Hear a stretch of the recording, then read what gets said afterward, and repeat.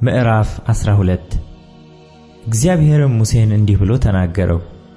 ለእስራኤል ልጆች እንዲህ ብለህ ንገራቸው፣ ሴት ብታረግዝ ወንድ ልጅም ብትወልድ 7 ቀን ያህል የረከሰች ናት፣ እንደ ሕመሟ መርገም ወራት ትረክሳለች። በ8ኛውም ቀን ልጁ ከሥጋው ሸለፈት ይገረዝ፣ ከደሟም እስክትነጻ 33 ቀን ትቀመጥ። የመንጻቷ ቀንም እስኪፈጸም ድረስ የተቀደሰን ነገር አትንካ፣ ወደ መቅደስም አትግባ። ሴት ልጅም ብትወልድ እንደ መርገሟ ወራት 2 ሳምንት ያህል የረከሰች ናት፣ ከደሟም እስክትነጻ ድረስ 66 ቀን ትቀመጥ። የመንጻቷ ወራትም በተፈጸመ ጊዜ ለወንድ ልጅ ወይም ለሴት ልጅ የ1 ዓመት ጠቦት ለሚቃጠል መሥዋዕት፣ የርግብም ግልገል ወይም ዋኖስ ለኃጢአት መሥዋዕት ወደ መገናኛው ድንኳን ደጃፍ ወደ ካህኑ ታምጣለት። እርሱም በእግዚአብሔር ፊት ያቀርበዋል፣ ያስተሰርይላትማል፣ ከደሟም ፈሳሽ ትነጻለች።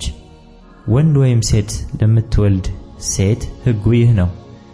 ጠቦት ለማምጣት ገንዘቧ ያልበቃት እንደሆነ 2 ዋኖሶች ወይም 2 የርግብ ግልገሎች፣ አንዱን ለሚቃጠል መሥዋዕት ሌላውንም ለኃጢአት መሥዋዕት ታቀርባለች። ካህኑም ያስተሰርይላታል፣ እርሷም ትነጻለች።